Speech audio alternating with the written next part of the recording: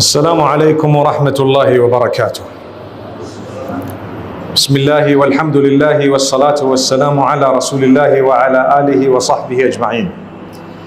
My brothers and sisters, when you are in a position of authority and you abuse it by harming someone, hurting someone, stealing property, by usurping whatever it may be, depending on the level of authority you have, Allah gives you a chance.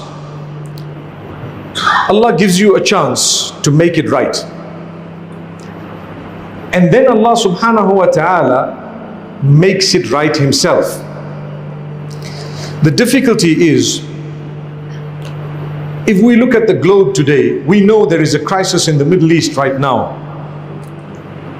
If anyone feels that they are in a position of power, they should remember that the all-powerful is far higher and greater than them.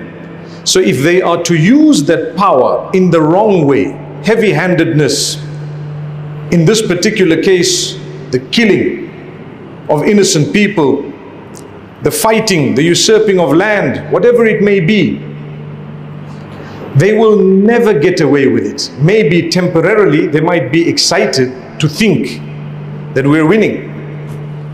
But remember, Allah Almighty, He is the owner of entire creation. And that is why ultimately on the Day of Judgment the announcement is made, لِمَنِ الْمُلْكُ الْيَوْمِ لِلَّهِ الْوَاحِدِ الْقَهَّارِ الْيَوْمَ تُجْزَى كُلُّ نَفْسٍ بِمَا كَسَبَتْ لَا ظُلْمَ الْيَوْمِ. Beautiful description of the Day of Judgment. And the Day of Judgment is necessary simply because Allah says that He has kept a day aside to ensure that those who are wronged get their justice. Because people on earth may not get their justice. You might not see in your life the justice. Look at those who are being killed right now, the children, the women, the men who may not be involved at all, the journalists, the peacekeepers, no matter who they are, hundreds of these and thousands of them are being killed, their buildings, their dwellings destroyed, the infrastructure literally brought down to rubble, and the world seems to be unable to do anything. Doesn't it remind you of the Pharaoh? And what happened to the Pharaoh? Did the Lord of the worlds not drown him with H2O? 2 hydrogen, 1 oxygen. The man couldn't even bear that. He was drowned, the Pharaoh. And there was a time when he thought he was unstoppable. There was a time when he did what he did. People say the children, well, they were children. يُذَبِّحُ أَبْنَاءَهُمْ. Allah says He slaughtered their children. He slaughtered them. And people obviously knew this is unfair. Why does Allah allow this? It's not a matter of Allah allowing it. It's the matter of a criminal perpetrating it.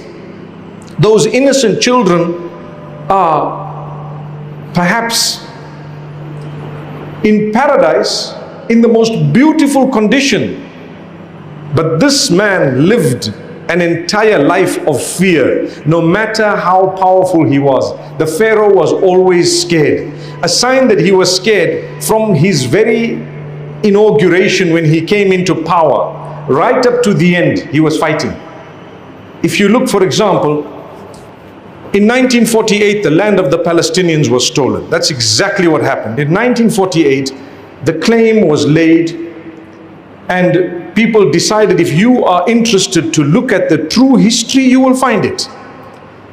They used the term Israel to refer to a place when in history it only ever referred to a people. Israel is Jacob, may peace be upon him. The children of Israel, or the Israelites, are the children of Jacob. It never referred to a place. The place the Canaanites who were there. Palestine, people know this.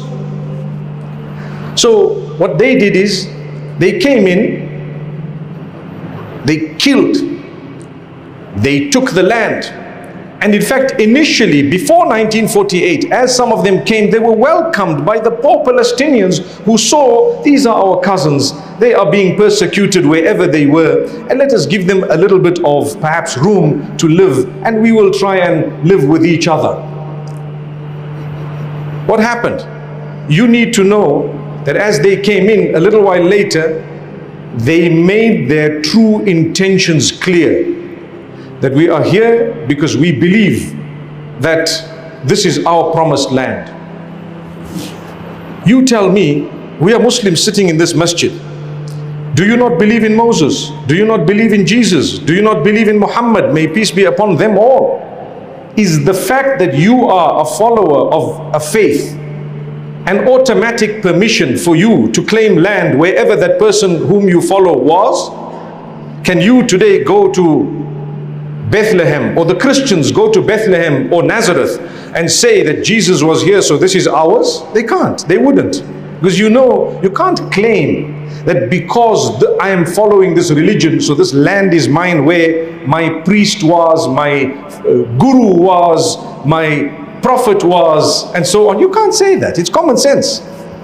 People came in from Europe, they took the land. That's the reason why today it is prohibited, and you can Google this, to do a DNA test in Israel. Totally forbidden. Wrong. It's illegal. It's a crime. You'll be jailed if you do a DNA test in Israel. Why? Because they know the truth will come out. You come from Poland, you come from Ukraine, you came from Europe, you came from everywhere else, and they were the original Middle Eastern Jews who lived together with the Muslims and the Christians for centuries. For centuries. So what happened to a lot of the Jews who were the Middle Eastern Jews? How come the Palestinians were all or predominantly Muslim? Did you know that there are hundreds of thousands of Palestinian Christians? Did you know that? Across the globe, they are scattered. They suffered as well. In fact, they suffered perhaps more than the Muslims. Do you know that their churches were bombed? Do you know that they feel more unsafe than the Muslims? Did you ever know that? These are Palestinians. So it's not something to say that this land was only taken from the Muslims. No, it was taken from the Palestinians. And what was the excuse used? They told their people that, you know what? You all belong to a certain faith. So by you belonging to that faith, you are now entitled to the land of your forefathers. And who were your forefathers? These were they. I ask you a question again for a second time in this talk. As Muslims, do you think it would be sensible for me to come up and say, you follow Muhammad, peace be upon him, he was in Medina, therefore you have a right to go and claim the land there? Do you? You can go, you can visit, you can come back, you can say, wow, he was there, I saw, and so on. You can't claim the land just because you're a follower. Where are you from? So those who were there, the Middle Eastern Jews, most of them, according to the books of history, converted. They converted to what? To Christianity and then to Islam. Who was Jesus sent to? Was he not sent to the Jews? Was he not Jewish? That's what we believe. He was part of Banu Israel, the children of Jacob. Ishaq is the son of whom? Ibrahim. And after Ishaq you had Yaqub. Allah says in the Quran, وَمِن وَرَاءِ إِسْحَاقَ يَعْقُوب. So we had Yaqub. And Yaqub was known as Israel or Israel. That was the man's name. So today that land, they call it Jacob, basically, which is Israel.